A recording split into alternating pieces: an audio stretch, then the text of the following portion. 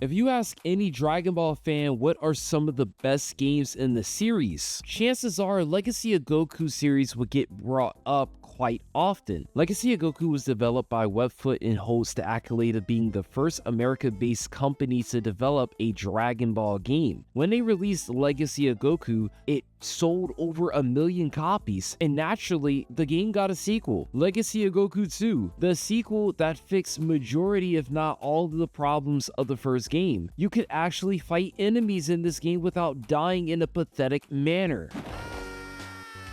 Legacy of Goku 2 was one of my first Dragon Ball games I've played. It's the second Dragon Ball game. Such a long time since I've played this game, and since then my tastes have changed a bit. I wanted to go back to this game to see if I still regard it as one of the best Dragon Ball games. When you first boot up the game, you are met with a familiar OST with cutscenes of several characters. Gohan appears, then Piccolo, Vegeta, Trunks, then Goku. The music is one of the strongest points in this game by far. The Bruce Falconer soundtrack is one of my favorites, and yes, I'm biased, you cannot change my mind.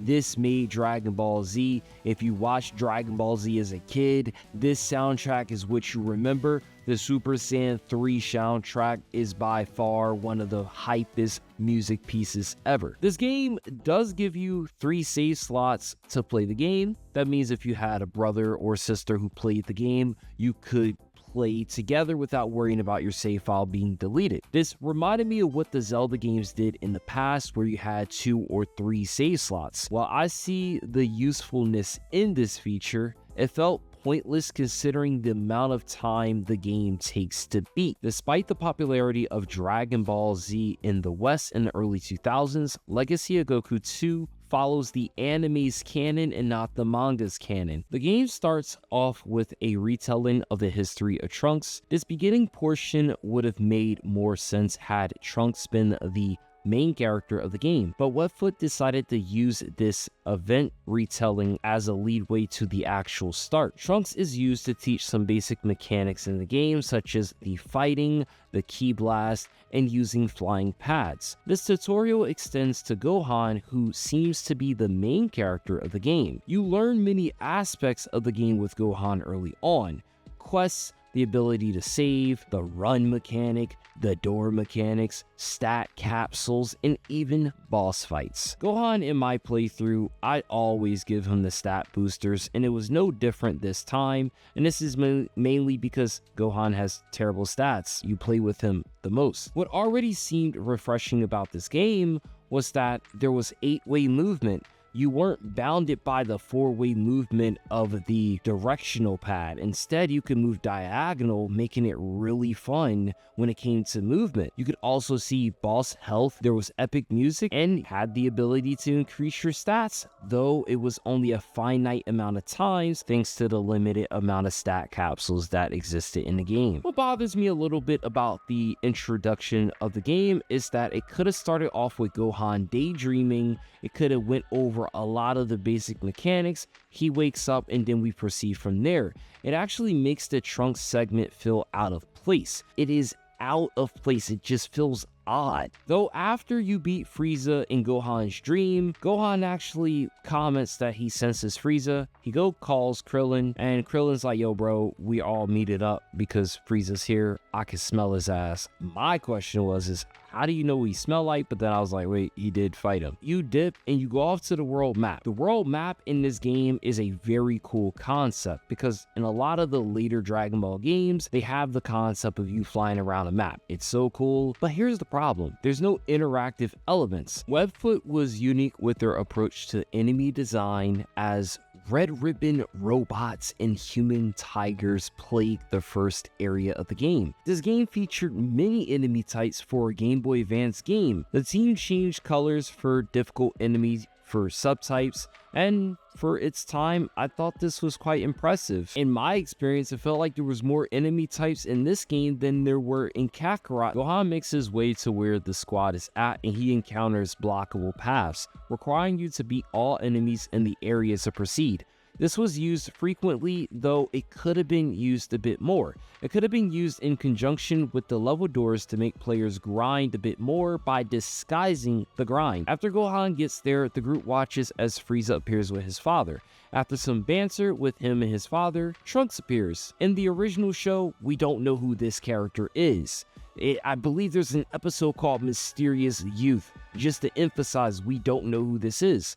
But not only does this game show his name, but the game also had you do a tutorial not too long ago with Trunks, so you know who he is. It takes away the mystery, and if anyone was following this game to not get spoiled, well, they just got spoiled who Trunks is. Storytelling is out of whack a bit, and what's even more frustrating is that you got to control Trunks in that tutorial section. He's not playable in this section yet. Being able to fight Frieza and his father as well as the goons would have been cool as Trunks to give us like an early look at like how powerful a character could be in this game. After Trunks deals with them, he links up with the group, but he refrains from telling them anything aside from Goku's gonna be here XYZ. Goku pops up, they're like, yo Goku, this kid knows you, and he's like, I don't know who that is.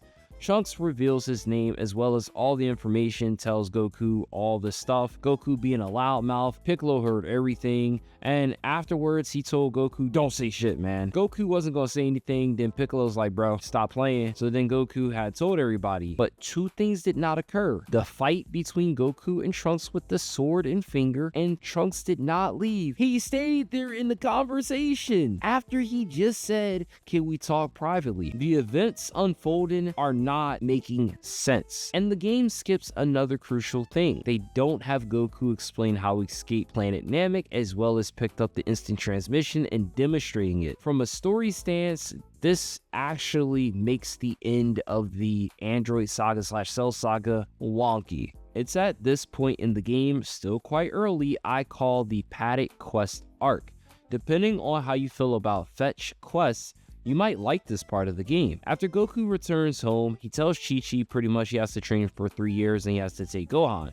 She agrees, but says, you can't do this after this is over.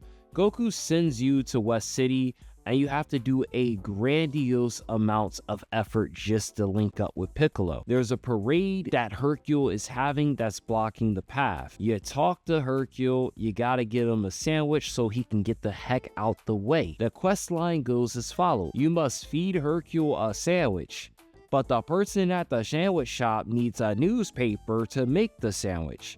But the person at the newspaper spot is missing. Turns out a bunch of kids got into an accident with a derailed bus.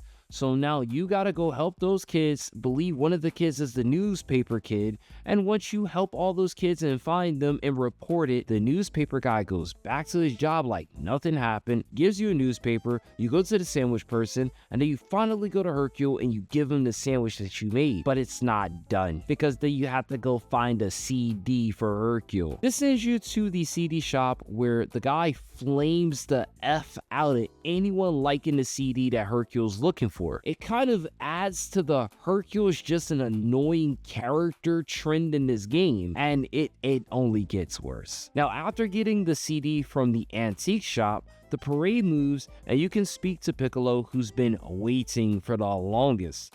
Piccolo is the second playable character in the game based upon the start and cutscene of the game. It's obvious. Piccolo joins around level 10 and he doesn't have any cool abilities. In this game, every character has a Ki Blast, a transformation, and 2 special blasts. Piccolo doesn't come with any of that yet. He is needed, however, for the second part of the West City quest line. There is a dinosaur problem in a poor village. Goku mentions this, and when you have Piccolo, the mayor will ask you to fix this problem. An adventure through the woods to take down this random dinosaur who seems to serve as padding. You go through a maze, you get there, he's basically like, rawr, I'm bad, rawr, I'm gonna do whatever I want. I don't even think you fight him halfway through. Once you get his health to a certain point, he's like, you know what, fine, we'll cooperate, all the crops and stuff will be good. Once you get that taken care of and you leave the jungle, Frieza's brother show up, it could have been way cooler. He prattles on about his father and brother being defeated and that he'd be waiting for Goku on New Namek to challenge him. What bothers me about this is that it could have been done way better. Cooler could have been responsible for the dinosaurs acting up. Cooler could have been defeated, and then when you go to New Namek, he could have been Metal Cooler. Cooler is the first and only movie character who appears in this game, and his inclusion is random. So not cool. Now, Goku wouldn't be playable for quite a while, and this felt like something that could have been a secret boss we didn't know of, as I mentioned before. Now, West City also has an optional quest line, which involves discovering a traitor in Capsule Corp. This is something that can be done in like 15-20 minutes. It's mostly done to gain access to the room that holds a computer with all the enemies that you scan. If you ever play any RPG games where you can scan enemies and look at what they got, typically this is useful because then it will also tell you things like in Pokemon where they're located, or in Final Fantasy, some items they hold that you can get when you defeat them as a chance. But in this case, there is no benefit to scanning enemies. There's no secret strategy. It's just done for information. But the scanner that you get to even scan people does come in handy later on, as it gets an upgrade to where you can discover new areas. Now, as I mentioned, even though this feature is cool for scanning, I do wish they would have at least added a quest line where it required you to scan all the enemies in the game. You missed that? Well, looks like you gotta replay the game. The last quest line in West City that you are forced to do involves Gus, who steals the key that the mayor was going to give to Hercule. Gus wasn't having it. Gus ended up hiding this key in a cave, and you're tasked with tracking down this key. When you try to go to the cave, it's blocked off, so you gotta go find Gus. You have to make your way to his house. It's here he tells you Hercule stole credit for driving away people who was terrorizing Gus's land. This game expects me to believe an old man fought off a horde of enemies. But what's worse is Hercule stole credit from an old guy defeating these enemies. This game makes Hercule so pathetic that he's weaker than an old man who might have early onset dementia. He's the person that defeated those enemies, and Hercule stole that credit from him. These devs did not like Hercule whatsoever. After these three main quest lines and the optional one that you want to do, Gohan and Piccolo meet up with Goku and they start their training. 3 years pass by, which rewards them both with Masenko for Gohan and Special Beam Cannon for Piccolo. It's at this point every first energy attack is unlocked, because then you eventually get access to Vegeta and then Trunks. Now, one other problem that rears its head is that the game doesn't explain these moves. I know in the sequel Boost Fury does, I do remember that, but in this game, it never tells you that Trunks' burning attack has stun properties, but you're supposed to figure this out yourself. The game enters its second act with super moves being introduced. As mentioned before, signature blasts are available. The Super Saiyan transformation gets accessible. Gohan has Super Kick, Piccolo has Spinning Punch. Piccolo's Spinning Punch is probably one of the worst super moves that are introduced in this game. Once you acquire these moves, you can go to the island. We met up with everybody. We tracked down the androids, and we saw Goku fight with Android 19. Elsewhere, Vegeta achieves the Super Saiyan transformation, and he makes his way towards the battlefield. Has the perfect opportunity to train, as well as acquire the Hammer Punch that Master Roshi can teach him. He comes with Super Saiyan in Big Bang Attack, making him one of the strongest characters at this point,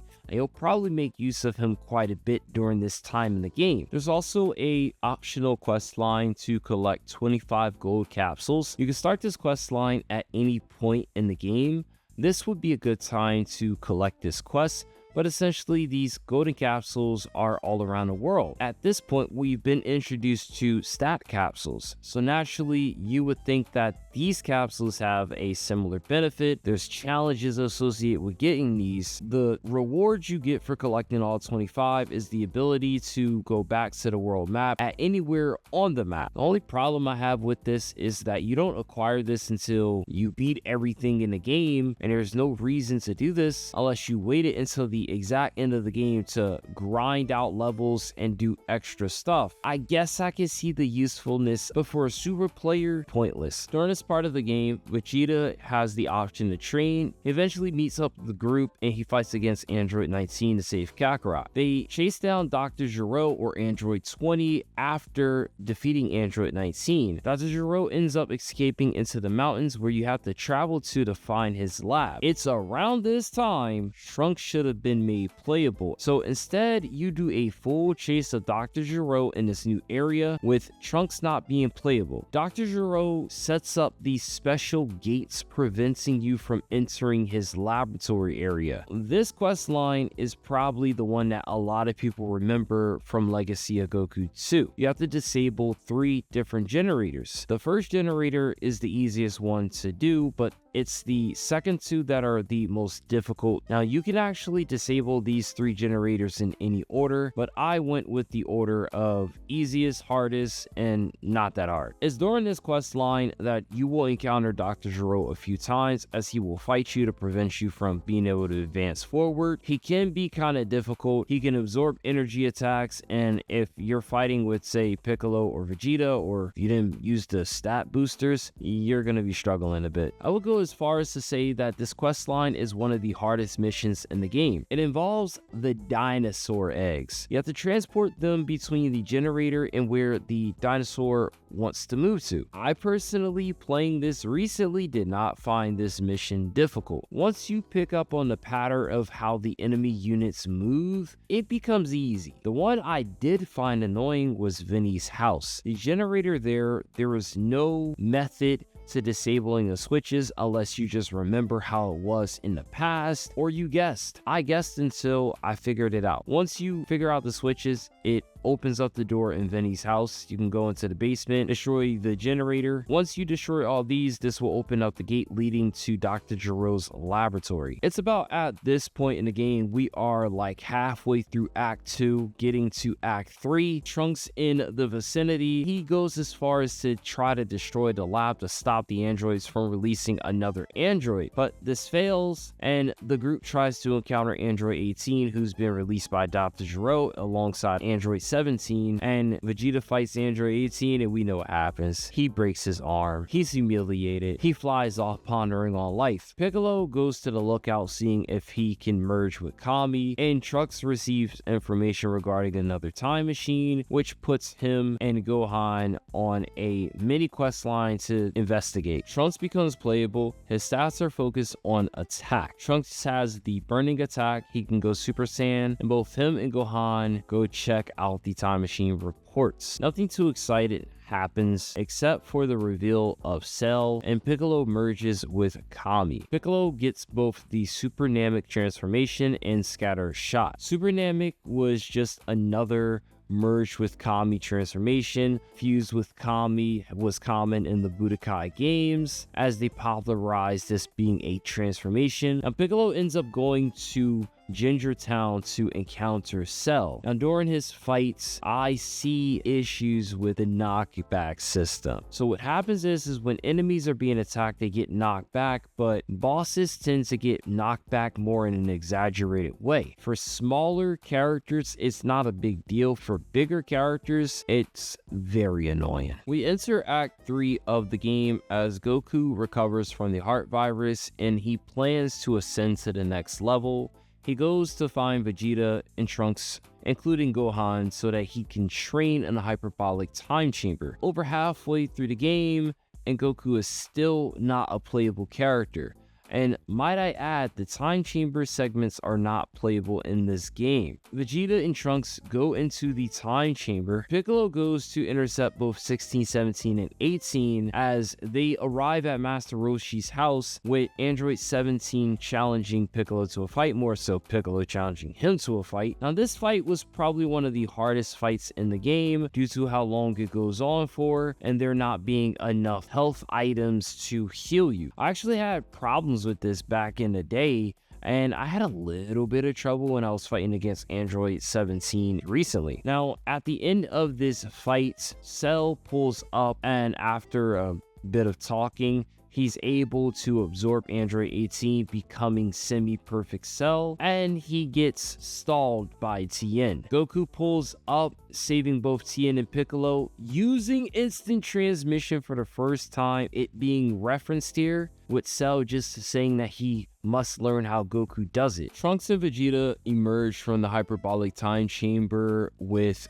new techniques. Trunks has his sword slash, with Vegeta getting energy punch. The developers fumbled here as Vegeta didn't have Gallic Gun or Final Flash, especially Final Flash considering that's what he uses against Cell. Instead, he had energy punch. And as for Trunks, he could have had either Finish Buster or at the time could have gotten Buster Cannon. And during this segment, you track down Cell. What was odd was that Piccolo was actually playable during this segment. And even though he's supposed to be in recovery, yeah, you could play as him. Now, I decided to train on the islands for a bit with Vegeta, Trunks, and Piccolo. And it's at this point, the devs did something very cool, but very annoying, and it's probably the worst thing they did for this game. They wanted to imitate the ascended sand forms that Vegeta and Trunks were using. Yeah, they put that in the game, making this thing that should have been optional mandatory. They could have at least made the Super Saiyan form stronger as a result, but instead, you're nerfed slower movement. And due to how the knockback system works, adding in this slow form for Super Saiyan, the two fights that you will have with Cell, with Vegeta and Trunks are actually the hardest in the whole game. It's in the second fight with Perfect Cell that I learned that Burning Attack had stun properties, because I used this to my advantage to slow Cell down. This was the first and probably the only major time in the whole game that I made use of a Blast Super, because of how the energy system works. Now, putting story elements aside being omitted, because let's face it, there's no Final Flash cutscene, there's no Vegeta being baited by Perfect Cell who wants to test out his powers. It's just quite literally 1, 2, go from here, then go from here, and then that's kind of it. Even Cell absorbing Android 18 didn't have Krillin trying to stop Android 18 with the remote. He just didn't try. Now, after these events, we will get into the second half of Act 3, arguably the last part of the game.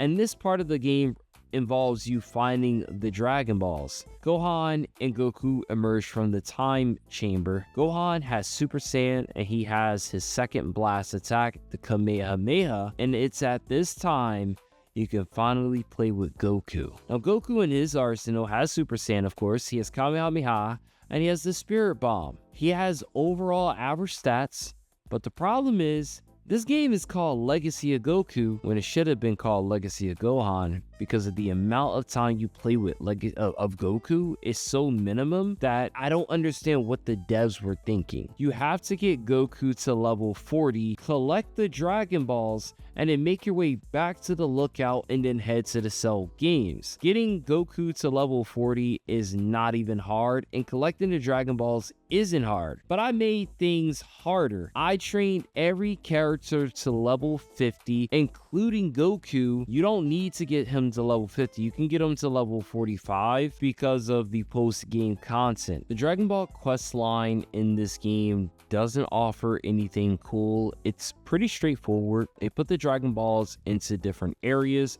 Some of the areas have unique enemies. You might go to a fortress, you might go to like a army stronghold, fight some ninjas, but for the most part, they're just in random places with no unique enemies, like a boss, if you will, except for one. In the woods around Goku's house is the fortress where Vodka hopes to live out the destruction Cell will cause. Now he hires General Tao, Mercenary Tao, to collect the Dragon Balls. Now there was a anime where General Tao had the 2 Dragon Balls, while in the game, he only has 1 Dragon Ball. This also allows you to fight General Tao, while in the anime, that man did not want to fight Goku because he knew his ass was gonna lose. Now, this fight isn't too difficult, though I thought it was cool. It's at this time you can wrap up another quest called the Missing Namecs. I believe you have to find 7 or 8. Once you find all 7, 8 of them, this will allow you to travel back to New Namek, where you can fight the Cooler boss.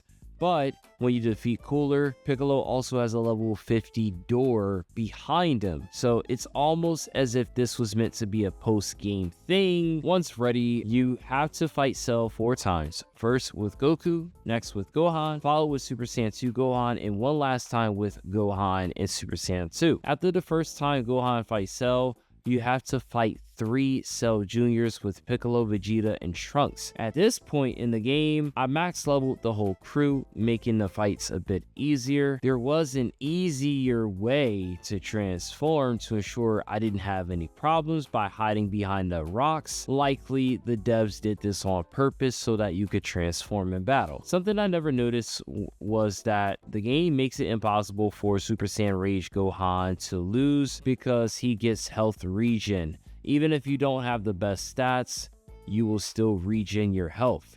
He has health regen, and he stays in this form indefinitely. It's a cool feature, but it also meant I should have saved the stat boosters. As mentioned earlier, Goku sacrifices himself to save everyone using instant transmission. Now, at the beginning of the game, Goku never tells the story about how he learned instant transmission from the Yardrats, and he did training there, which is partially the reason why it took him so long to get home.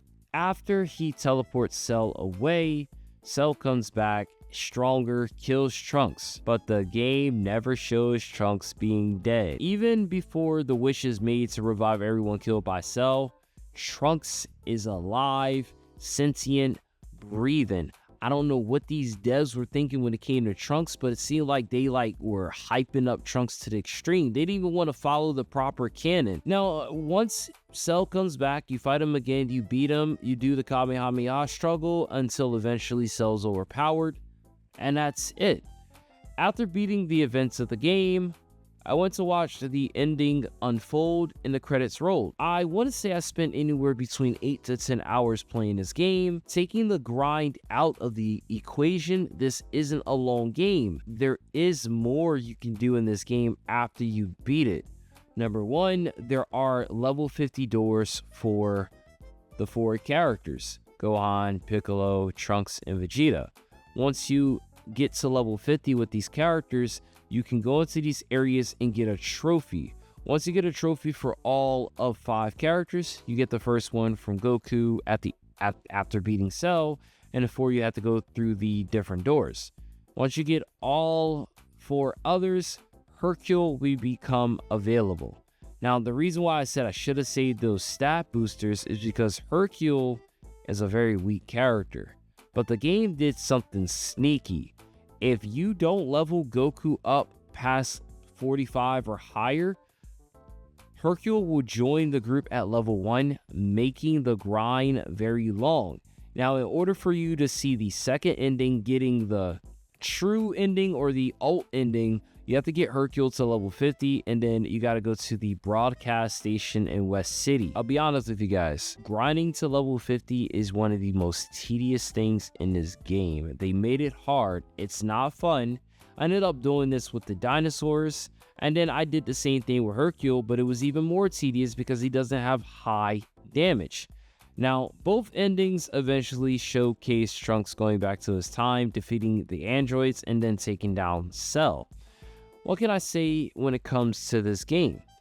For its time, this game was great, but the game has small issues both from a story standpoint, from why they made characters playable, pacing, and quite frankly, a lack of post-game content to take advantage of that level 50, making Hercule a headache both in the game and also playable is one of the weirdest things these devs did. It's like their hate for Hercule was so high that they sneakily put in there that if you don't put Goku at a certain level, Hercule starts at level 1. They really just gave a middle finger to Hercule, by extension, gave a middle finger to us.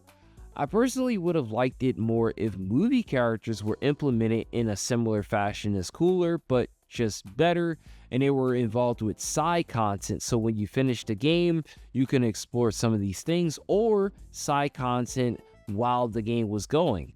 Broly would have made perfect sense for this game, and Bojack could have been a post-game boss or storyline. This might have been due to licensing, but if the team could have used Cooler, it doesn't make sense why they didn't use him in a more unique manner. Despite its small issues, weird decisions, and pacing, I still put Legacy of Goku as up there as one of the good Dragon Ball games. If I had to give it a rating, I give it an 8 out of 10. It's a small game, but it accomplishes what a lot of Dragon Ball games can't do nowadays. It's fun to play. I'm Makai. If you guys enjoyed this video, go watch my other video. I talked about the Legacy of Goku 5 game that got canceled. Information in there that you probably never heard of.